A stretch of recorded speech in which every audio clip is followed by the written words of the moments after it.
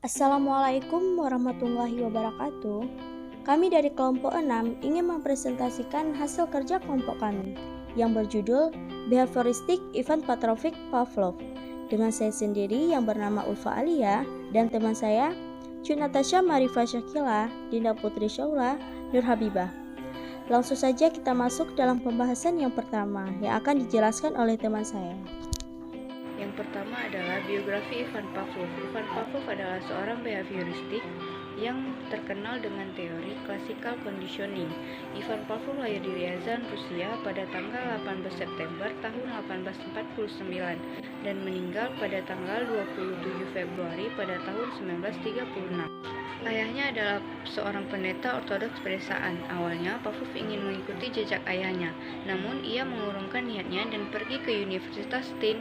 Petersburg untuk mengajar di sana pada tahun 1870. Dari sinilah karirnya mulai berjalan hingga ia memimpin Institut Fisiologi Pavlovian di Akademi Ilmu Pengetahuan Rusia. Eksperimen Ivan Pavlov. Pavlov mencoba melakukan eksperimen di bidang psikologi dengan menggunakan anjing sebagai subjek penyelidikannya. Untuk memahami eksperimen Pavlov, terlebih dahulu harus memahami beberapa pengertian pokok yang biasa digunakan dalam teori Pavlov. Unsur-unsur dalam eksperimennya yaitu 1. Unconditioned stimulus atau US, atau stimulus asli atau netral. Stimulus ini tidak dikondisikan atau dapat langsung menimbulkan respons. Contoh, daging dapat merangsang anjing untuk mengeluarkan air liur. US juga disebut sebagai perangsang tidak bersyarat atau perangsang alami atau perangsang wajar, di mana perangsang yang secara alami dan secara wajar dapat menimbulkan respons pada organisme. 2. Conditioning stimulus atau CS. Stimulus bersyarat yaitu stimulus yang tidak langsung menimbulkan respons. Untuk menimbulkan respons, CS perlu dipasangkan secara terus-menerus agar respons itu dapat tumbuh. CS juga disebut sebagai perangsang bersyarat. Yang ketiga, unconditioned response atau UR. Disebut perilaku responden atau respondent behavior atau respons tidak bersyarat, yaitu respons yang muncul dengan hadirnya unconditioned stimulus, yaitu air liur anjing keluar karena anjing melihat daging. Sebutan lain adalah respon tidak bersyarat atau respon alami atau juga respon wajar, yaitu respon yang ditimbulkan oleh perangsang tidak bersyarat atau unconditioned stimulus atau UR. Yang keempat, conditioning response atau CR. Respon bersyarat yaitu respons yang muncul dengan hadirnya CS, misalnya air liur anjing keluar karena anjing mendengar bel, yang mana itu respon yang ditimbulkan dari perangsang bersyarat atau conditioned response atau CR.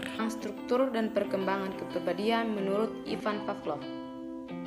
Struktur kepribadian dari Pavlov ini bergantung pada respon atau stimulus yang diberikan oleh seseorang.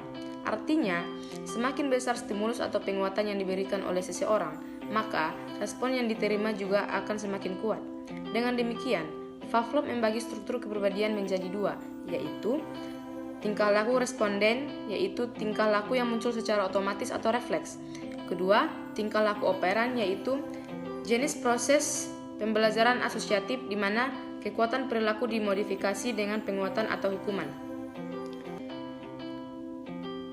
Materi selanjutnya yaitu dinamika dan perkembangan kepribadian menurut Ivan Pavlov.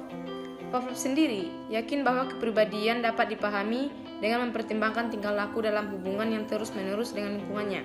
Strategi kegiatan yang membuat tingkah laku tertentu berpeluang untuk terjadi pada masa yang akan datang. Strategi itu pada dasarnya terbagi menjadi dua, yaitu conditioning klasik dan conditioning operan. Perubahan tingkah laku menurut Pavlov. Menurut Pavlov, perubahan tingkah laku sebagai akibat dari adanya interaksi antara stimulus dan respon.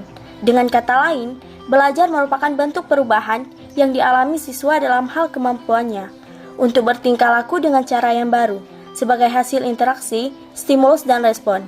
Hal ini dapat terjadi karena pembentukan perilaku seperti eksperimen yang telah dilakukan oleh Pavlov. Prinsip-prinsip dalam behavioristik. Objek psikologi adalah tingkah laku. Semua tingkah laku dikembalikan kepada refleks dan mementingkan pembentukan kebiasaan. Sekian presentasi dari kelompok kami. Apabila ada yang ingin bertanya, kami membuka sesi pertanyaan di kolom komentar. Apabila teman-teman ingin bertanya, silahkan tulis di kolom komentar. Terima kasih. Wassalamualaikum warahmatullahi wabarakatuh.